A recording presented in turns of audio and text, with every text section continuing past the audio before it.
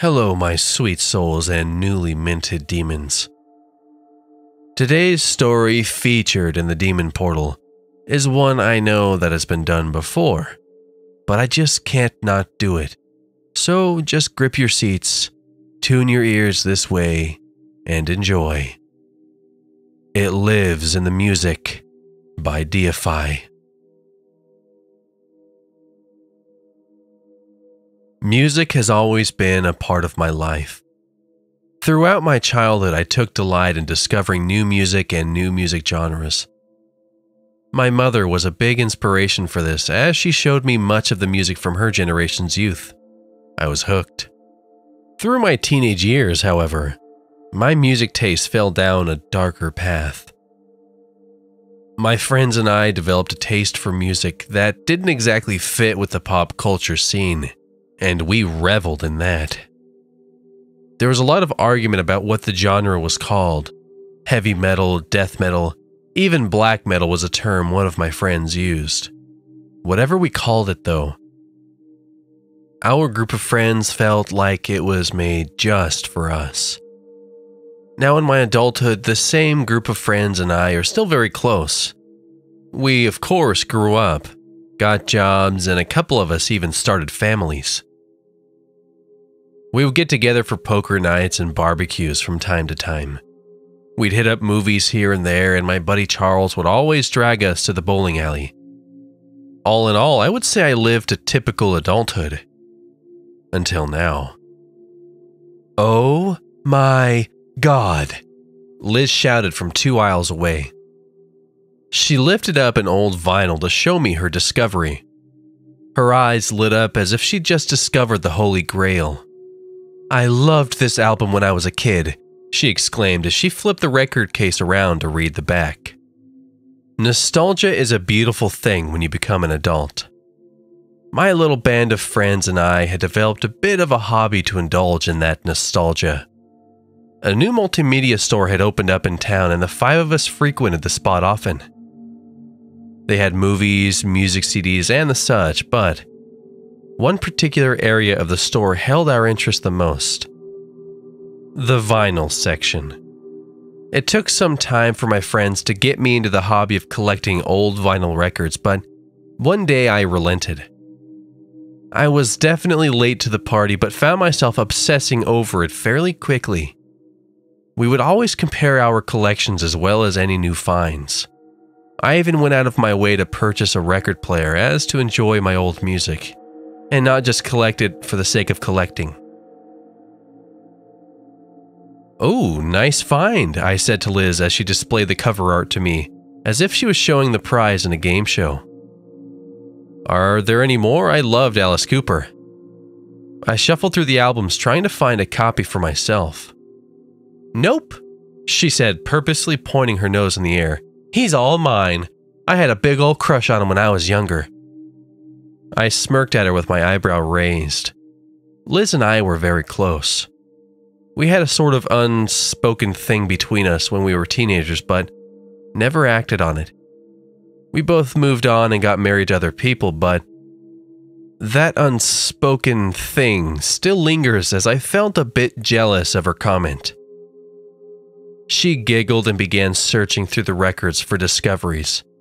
Charles and Josh walked up to us, and I let out a sarcastic, "Oh my hell," as I saw the stack of records Josh was holding. We were in the store all but 10 minutes, and Josh had already found an album for each one of those minutes. "Psh, I'm ready to go, man," Josh said with a grin. "I'm gonna be a bit longer, dude," I said, shaking my head and continuing to browse. Several minutes passed as I continued my search. One particular album caught my eye at the end of the aisle. I squinted my eyes to zone in on it and make my approach to check it out. As I lifted the record, more of the artwork began to appear. My mouth hung open in interest as I began examining the artwork. The setting appeared to be in some kind of dark cave. What I can only imagine were people were in the foreground doing various things. I say they were people, but each one seemed deformed all in their own ways. Some had severed limbs. A couple of them had broken and distorted arms. One even had the skin and muscle completely missing on one arm as it just hung down. Useless. Their faces were equally deformed. Some had skeletal-looking faces as if starvation just wasn't enough torture. One person had an eyeball hanging from the socket while another directly next to it was missing its lower jaw. I closed my mouth quickly as I realized I had it opened for an awkwardly long time. I continued staring at the artwork as new aspects of it continued to pop out at me. All of these poor people were thin and withered with an almost yellowish-green hue to their skin. They were dressed in rags and chains. Each one was doing something different in the artwork. I was amazed at the creativity presented in front of me. One person was chopping up a pile of meat and bones with a meat cleaver. Another was dragging a dead body with a noose. The one with exposed skeleton for an arm looked to be dumping a pile of bodies down a well. I cringed as I saw the sight of one of them popping an eyeball in between its fingers from a dead, slumped-over victim. "This is awesome," I whispered to myself as I admired the artwork. I almost felt like I was peering into one of those old Where's Waldo books from when I was a kid, as I would discover something interesting the more I looked. This was not the kind-hearted book from my childhood, though. I had to buy it, if not for the album art alone. The title of the album caught my eye among the creepy visuals displayed in front of me. O Neoteros Sklavos Mao. I comically tried to pronounce it, but gave up fairly quickly. "Ugh, gross," Liz yelled while peering at the album over my shoulder. "Ah, damn it, you scared me," I yelled back as I cowered from the sudden startle. Liz giggled again and said she's ready to go. I made my purchase and we left. I arrived home and immediately brought my new album to the record player. If the music was as creative as the artwork, I would be very impressed. The music was average at best. Deep synth guitars filled each track with a heavy emphasis on longer notes. The vocals were low, raspy growls in another language. I couldn't make out the language, but it was obviously foreign. I scoffed at hearing low screams in the background of a few songs. This was a kind of a trope a lot of musicians used during the heyday of metal. They like to sneak in little Easter eggs here and there to create a sort of mystique behind their work. After a full listen of the album, I put the record back in its sleeve. I would say I liked it, but it wasn't anything too special. Still, I couldn't wait to show Josh. He was the one that started us all on this vinyl collecting trend.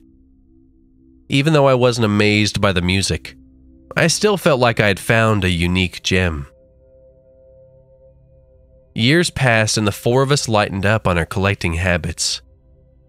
Until Charles messaged all of us one day regarding a new discovery he had made. Going through his old collection, he discovered his player could do something unique. It had the ability to play his records backwards.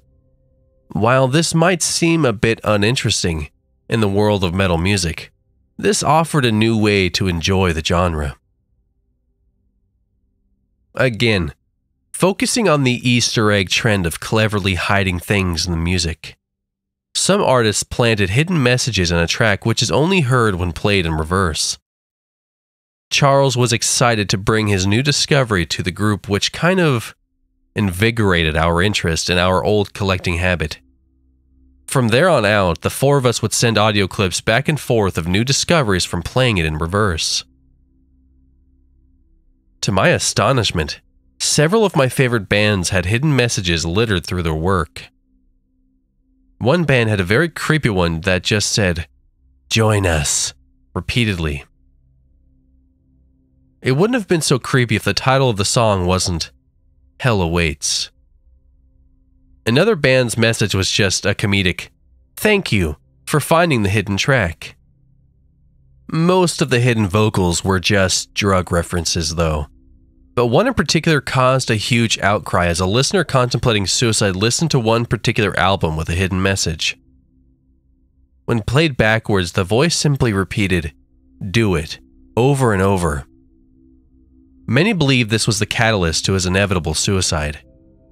Personally, I didn't believe that one bit. A feeling of wonder coursed through me as I gazed back to my old vinyl collection.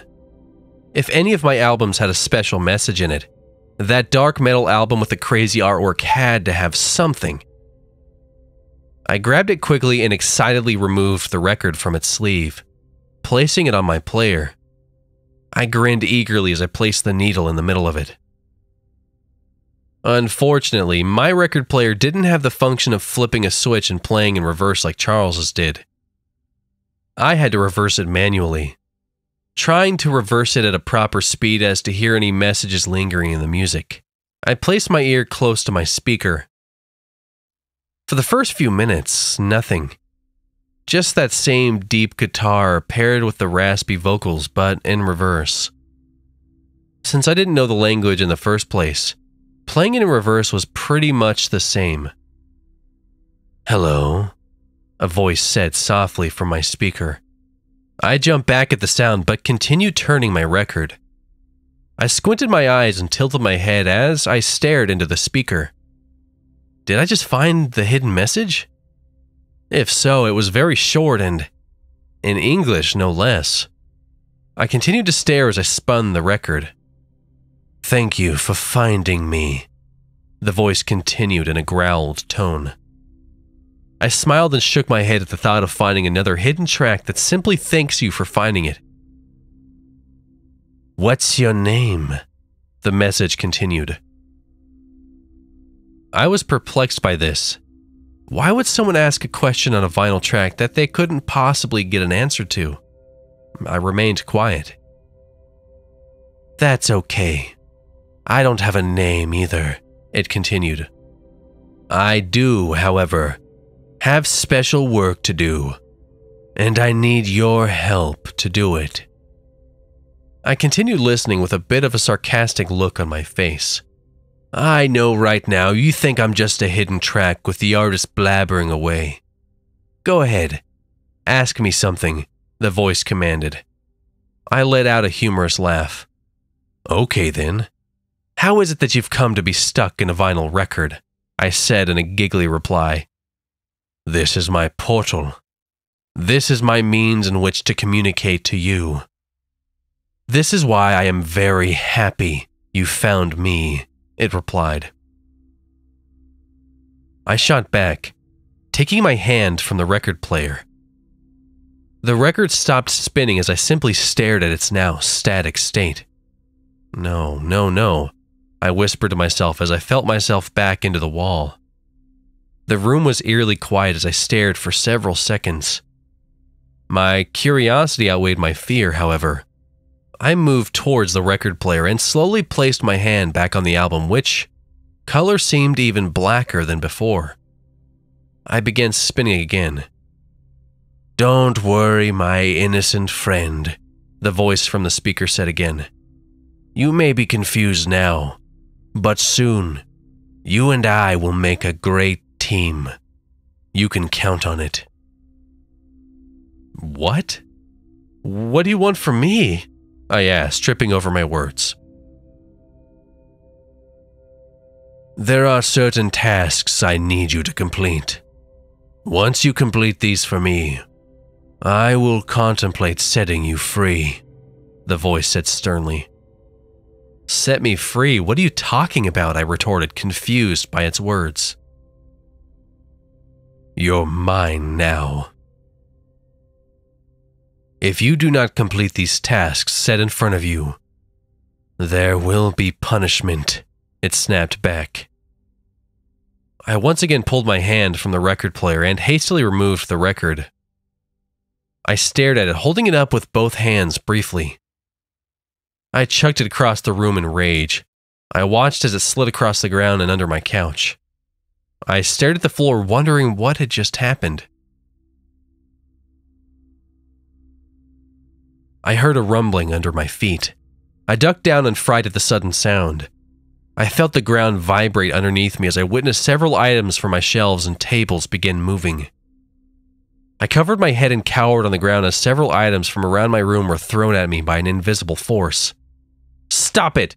Stop it!" I yelled in terror. It did just that. The rumbling stopped. All of the items around my room began to settle down. I looked around the room with wide eyes. Another eerie silence filled the room. I looked back at my record player. I knew what it wanted. A terror filled me as I placed my hand back on the cold, black vinyl. I began spinning it. "Well," the horrific voice said, "do we have a deal?" "What do you want me to do?" I replied with a tear rolling down my cheek. "I have your attention now. That's all I need for the moment. Come back to me tonight at midnight. Don't be late, or there will be more punishment," it said in a much deeper, growled voice. I stopped spinning and stared blankly at the bare wall in front of me. What is this? Why is this happening? As I peered around at the mess made on the floor, I knew it wasn't just my imagination. In defeat, I slowly cleaned the mess made in my living room. Could this being really hurt me if it wanted to? The example it gave me just now filled me with terror as the answer I gave to myself was yes. I tried all I could to carry on with my day. I had dinner with my wife, who noticed something was wrong no matter how much I was trying to hide it. After telling her I was simply tired, she relented and offered an early night. For her, that's what it was going to be. For me, not so much. I stared at my clock sitting on my end table. My gaze went to my record player. I shook my head slowly as a flash of anxiety hit me. 11:59 p.m. The dread I felt as I watched my clock click to the next minute was intense. I wanted nothing more than to go back to bed and fall asleep under the covers with my wife. 12 a.m. I slowly stepped towards the player, reaching my hand out to it. The same words, "O Neoteros Sklavos Mao," etched the inner lining of the record. I felt another tear roll down my face as I pressed my palm on the record. I began spinning it. "You can follow simple instructions." "Good," the voice remarked in a confident tone. I didn't reply. I stared at the spinning vinyl. "Your first task is an easy one. There is a church 3 miles east from here. It sits at the bottom of the mountain base on this very road. Go to it," it commanded with a growl.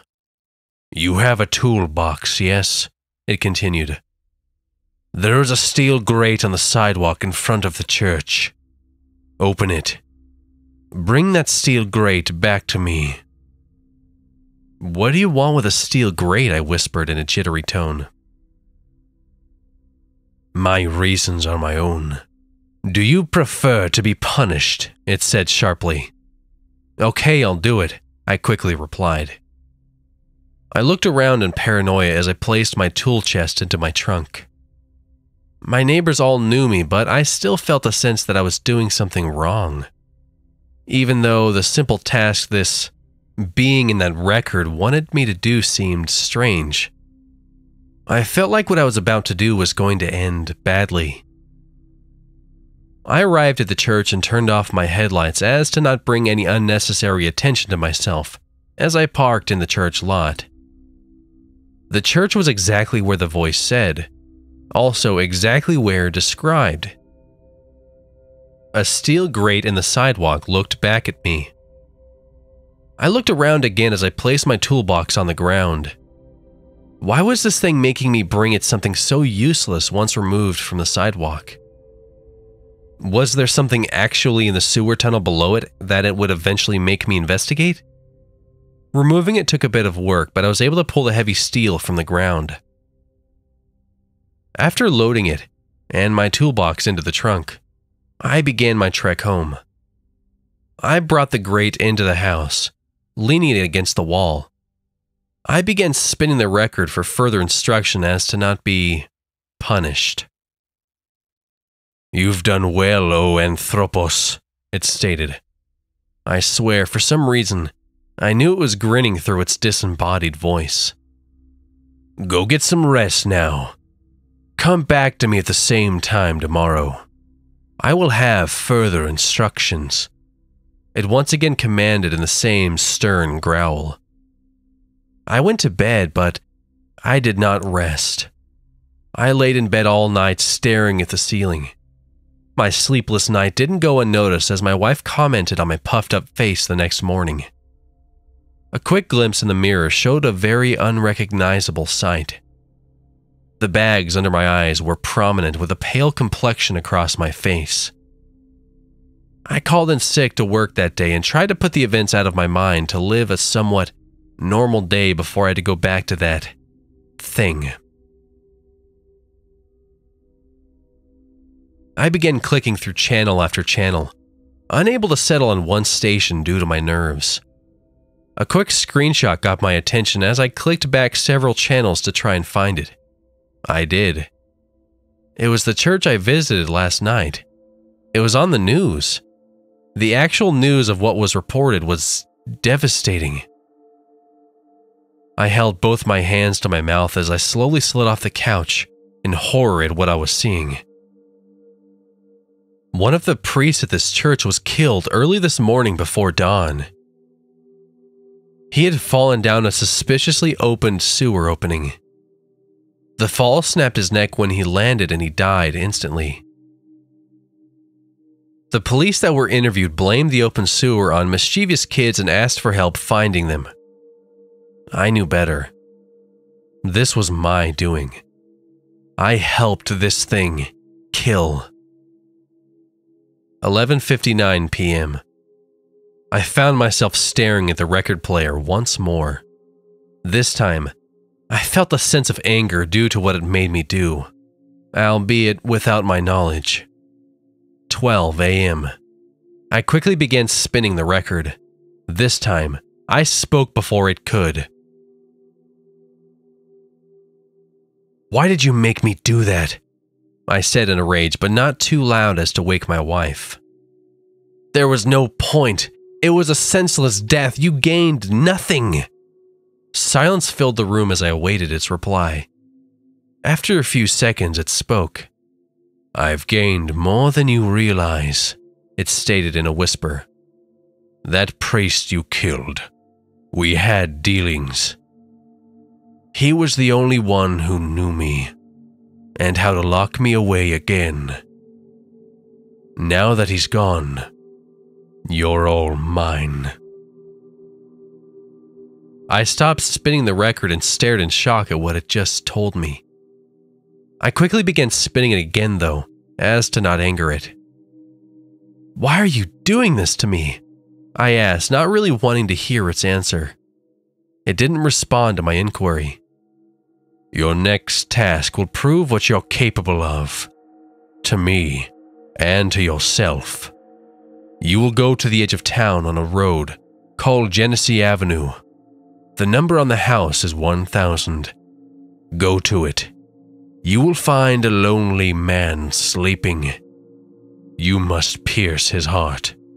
Bring me the knife you use," it said with a growl in every sentence. "What? No, I will not kill purposefully. You can throw all you want at me. I won't do it," I replied, surprised at what this thing was asking me to do. "Punishment awaits if you don't follow my instructions," it stated simply. I stopped spinning the record. I stood and waited for another one of this entity's temper tantrums. Nothing happened. Several minutes went by with me standing in the living room. I went to bed a short time later. My exhaustion from the previous night allowed me to sleep despite my terror. I woke up to my phone ringing. I quickly jumped up to reach for my nightstand and answer. "Hello?" I whispered with a groggy voice. Crying was heard on the other line. It was Liz. "Charles, he's gone," she said, forcing out every word through her sobs. "What? What happened?" I yelped as I sat up straight. My cry awakened my wife, who also shot up with eyes wide open. She couldn't hear Liz, but she knew something was wrong. "I don't know," she continued while crying. "The police say his bookshelf fell on him, breaking his back. He's gone." "No," I whispered to myself as I looked at my wife. I drove straight to Charles's house to meet with Liz and Josh. We cried a lot that day.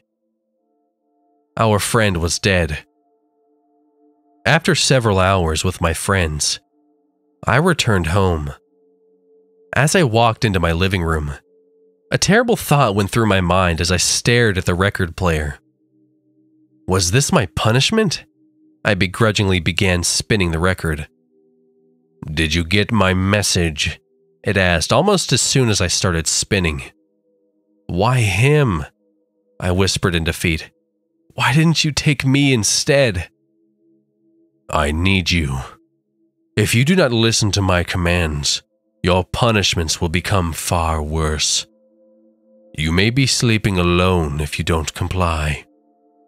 My eyes lit up as I realized what he meant. My wife. He was threatening my wife. "Do you remember my orders from last night?" it asked. I nodded my head, forgetting it probably couldn't see me. I was wrong. "Good. You have one more chance. Go!" it yelled. I stood out front of the house. 1000 was imprinted by the door. I grasped a butcher's knife in my right hand tightly. As I approached the front door, I turned the handle. It was unlocked. With eyes wide open, I began walking into the dark house. I found him, in his bedroom asleep. It was almost as if I was watching things unfold in front of me, like I was watching someone else's actions as I slowly lifted the knife. More tears rolled down my face as the sleeping man slowly came out of his sleep. His glazed eyes slowly peered towards me as I plunged the knife deep into his chest. I returned home. I stood in the doorframe to my living room for several minutes, staring at that damn record player and cursing it for what it made me do. With my blood-stained hand pressed against the vinyl, I spun it, yet again. "You've proven yourself, O Anthropos, but I have one more task for you before you can rest again." It began as I stared into the blackness of the vinyl. "Let's see what you're really made of. I see you've brought me my knife, as requested. You must use it one more time," it said, amused by what it was doing to me. "I don't want to kill anymore," I said softly, gazing down at the bloody knife. "This will be your last. For a while, at least," it offered. "No," I said under my breath. "She's asleep right now. Easy prey," it stated, ignoring my pleas. "The street name is Millwood Avenue. The number on the house is 620. It continued its orders. I looked up slowly. That was my address. This thing was ordering me to kill my own wife. I couldn't take it anymore. "No. Do what you want to me, and only me. I don't care anymore. I will not kill for you again, especially my own wife," I commanded with a scowl. A cry was heard from my speaker. It was a soft, feminine cry. "Help me. Please, help me," the soft voice said while sobbing. It was Liz. "If you disobey me, your little friend will suffer from your misdeeds," it said in between a maniacal laugh. "No, I can't kill anymore. Not for you. Not for me," I said, hanging my head down. A gurgling sound emitted from the speaker. Liz screamed as much as she could through the gurgling sounds. I heard her body drop to the floor through my speaker as I fell to my knees, still spinning that damn record as if instinctual. "I believe you have much more to take, and I will," it coldly said. I lifted my hand from the record and peered towards my staircase that led to my bedroom. This thing was going to pick off every one of my friends and family if I didn't do what I was told. I stood over you, holding the bloody knife in my hand. I pondered what to do next as I watched you sleep. There was only one thing to do. You may not understand this, but I'm leaving this here for you so you know why I did what I did. It can't control me if there's no me. Please know, I am truly sorry to leave you. You don't deserve this. Please give my story to the police so they know who did all of this. I tried to destroy the album. It rebuilds itself each time. Please, hide that damn thing where no one will ever see it again. The knife I used to puncture that poor man's heart will be the same knife that punctures my heart tonight. The heart that loved you so much. Oh, and I did some research. The title of that album, it's Greek. It means my newest slave.